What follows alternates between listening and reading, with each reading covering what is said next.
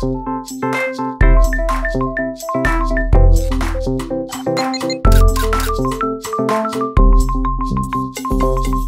nouveau coronavirus fait craindre une épidémie mondiale. Notre pays fait face à la propagation d'un virus. Une source animale semble être l'origine la plus vraisemblable de cette épidémie. En décembre 2019, une nouvelle maladie respiratoire apparaît en Chine.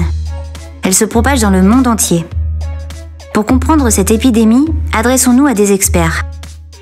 L'Institut Pasteur est un lieu mondialement connu pour l'étude des maladies infectieuses et la recherche de solutions pour les combattre.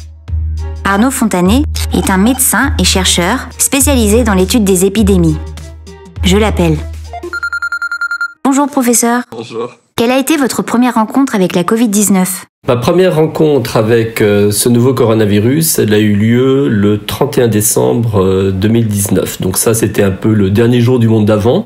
J'étais en train de consulter mes mails. Un des messages a attiré mon attention, mais a aussi attiré l'attention de tous les infectiologues et épidémiologistes du monde, parce que en 2003, exactement la même chose s'était produite à Canton, en Chine aussi, avec autour d'un marché, transmission d'infections pulmonaires, là aussi atypique, et ça avait été le début de l'épidémie de SRAS. Le SRAS, on est en 2003. Des foyers infectieux démarrent dans des hôpitaux, touchant malades et personnel soignant. Tout reste d'abord cantonné à la Chine. Et tout bascule le 31 janvier 2003.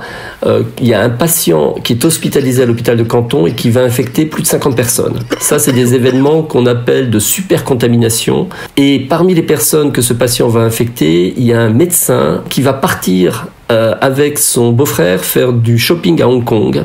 Et dans l'hôtel Métropole, il va infecter 12 personnes en 48 heures. 8 d'entre elles vont partir dans 6 pays différents.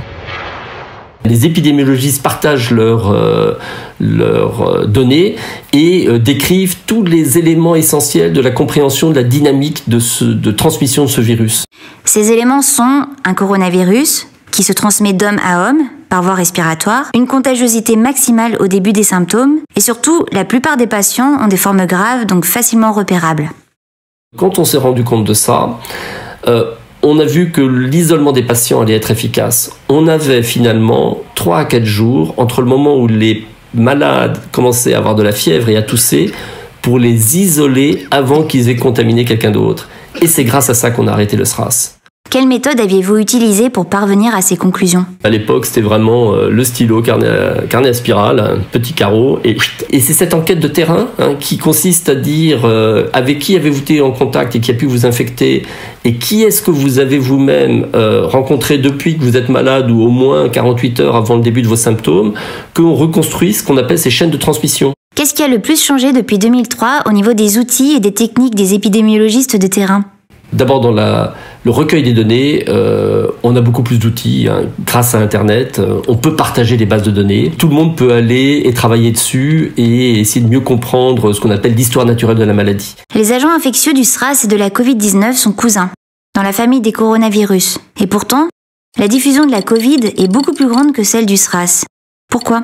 Il y a 2 choses qui font que cette épidémie est devenue hors de contrôle, à la différence du SRAS. La première, c'est que les patients peuvent être contagieux avant le début des symptômes. Et puis il y en a, ils font des formes vraiment mineures de la maladie. Ils vont avoir un petit peu le nez qui coule, mal à la gorge, un peu de courbature, mais rien de plus. Et du coup, si des gens peuvent se balader sans symptômes ou avec des symptômes mineurs et transmettre, là aussi, ça va être très difficile à contrôler.